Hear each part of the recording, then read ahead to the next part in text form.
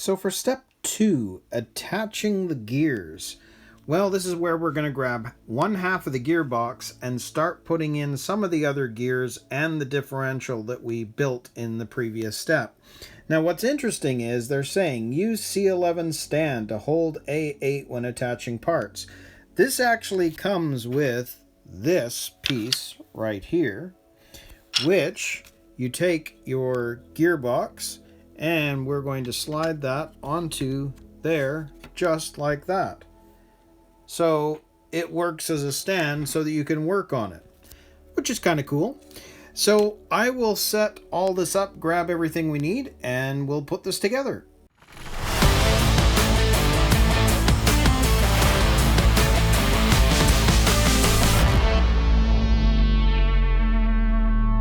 So if we grab our half gearbox that we've already put into the stand and just put it down like that, you can see that we've got the little bushing G3, and then we've got the shaft, and then it goes into another gear, and we've got to place this into the gearbox.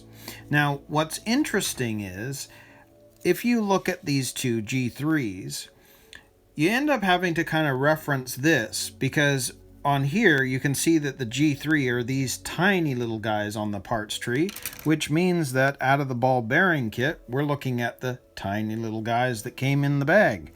So right away you can see that this little bearing is got to go down into here.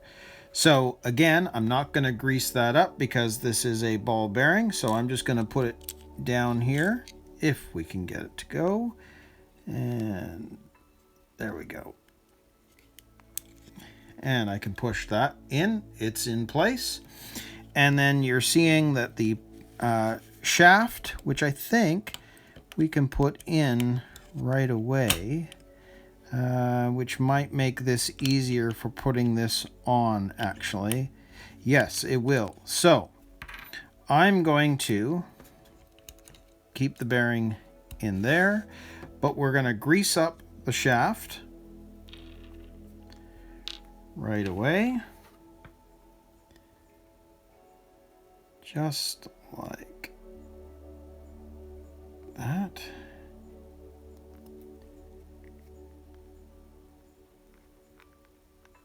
And I can get the top portion when we get, when we get to it.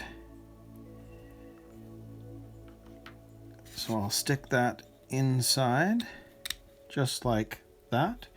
And then we have this gear here, which you can see needs to be greased everywhere. So we're going to be greasing this gear here. So just push and spin.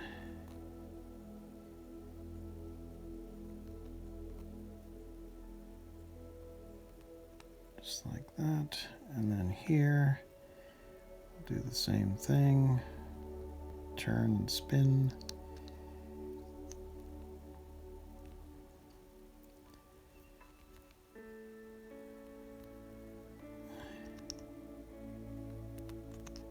Now I'm getting down on the tube, like in terms of the grease that's in there, but again, we'll see how this all works out. Okay, so we now are going to sit this over top, just like that.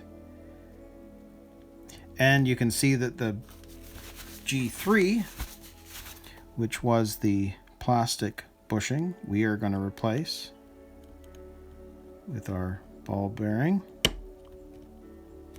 just like that. So it's going to sit just like that. So that part is complete. We've done all of that. Now you can see that they want you to put this in place and they want you to grease the main gear.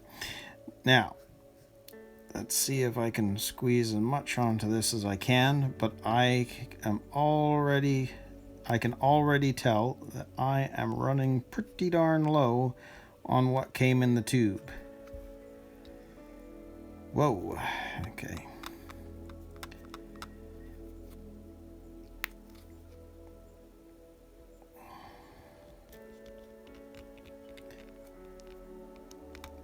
You know, for the most part, I'm pretty conservative with grease, but I'm at the same time liberal. I know that doesn't make any sense, but what I try to do is make everything basically cover everything as much as I possibly can without overdoing it.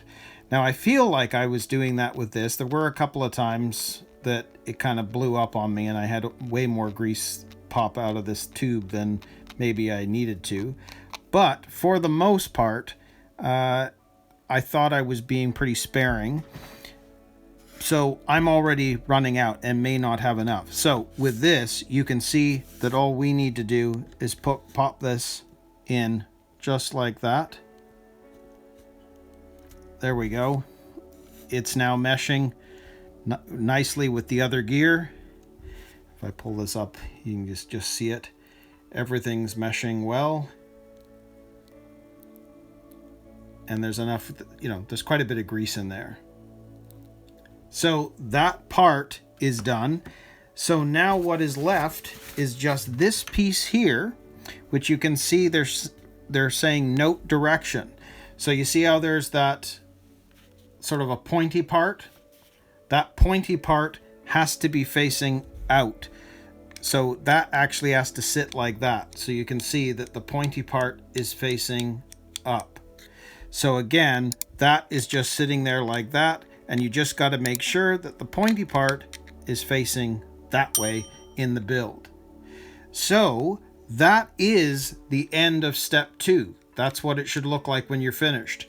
So we can now move on to step 3, and we're going to attach both halves of the gearbox.